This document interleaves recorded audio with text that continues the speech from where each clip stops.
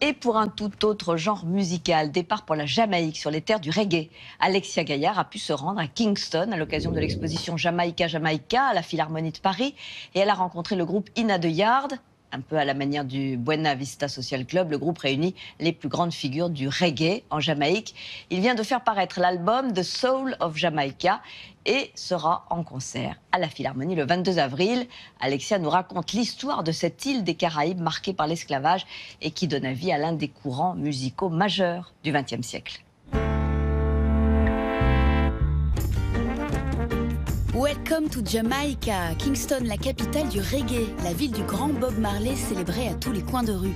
Kingston, où la musique est partout et les jeunes prêts à se déhancher rien que pour nous.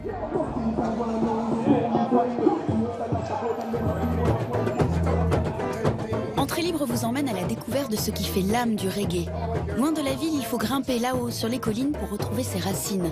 C'est ça le projet In a the Yard, réunir sur un même album les anciens et leurs standards, avec entre autres l'une des plus belles voix jamaïcaines, Ken Boothe ou encore Winston McAnuff, et la nouvelle génération.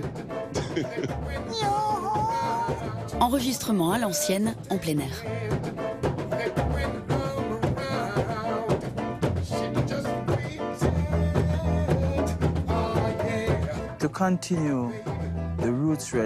Je me sens tous les jours très chanceux de pouvoir perpétuer le reggae de nos ancêtres en participant à ce projet. Cette musique est notre culture. Elle est vitale. Elle fait partie de nos vies. Nous transmettons notre énergie et nos vibrations à travers cette musique. Et pour le légendaire Ken Boothe, il s'agit de transmettre un patrimoine. It's plain to understand. Les jeunes d'aujourd'hui, la plupart ne connaissent pas ces chansons. Ils doivent demander à leur mère ou leur père. Donc on redonne vie à ces chansons et on en fait quelque chose de nouveau pour les jeunes et ceux qui ne les ont jamais entendues.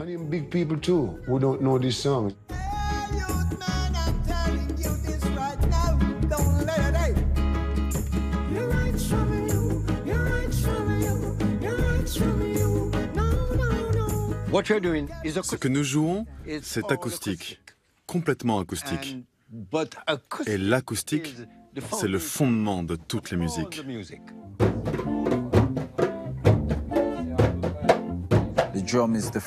Depuis la création, les percussions ont été les premiers sons produits par l'homme. Cela nous a permis d'équilibrer le côté droit et gauche de notre cerveau. Donc, avec ces percussions, ce rythme, le piano, la basse et la guitare acoustique, tout cela touche notre âme profondément.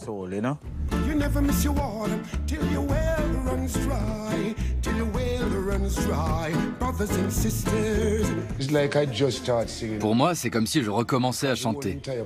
Ce projet, c'est complètement nouveau, notamment grâce au son Nyabinghi.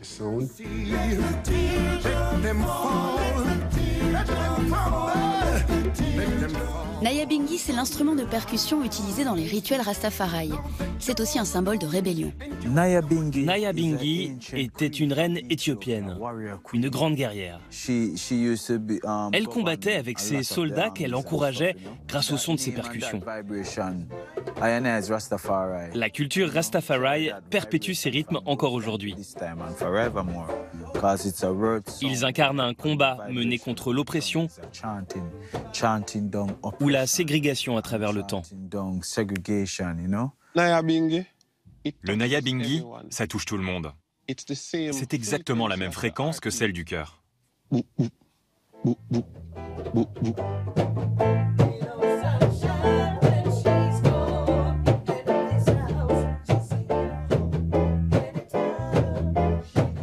Dans la pure tradition du reggae, les artistes du collectif In a the Yard chantent leur quotidien et celui des Jamaïcains, entre violence et inégalité sociale. Les paroles de nos chansons sont culturelles, politiques, physiques et spirituelles. There was a rebellion in Mount Zion, and the devil wanna take over God's kingdom. Nous parlons de questions sociales qui ont marqué notre histoire.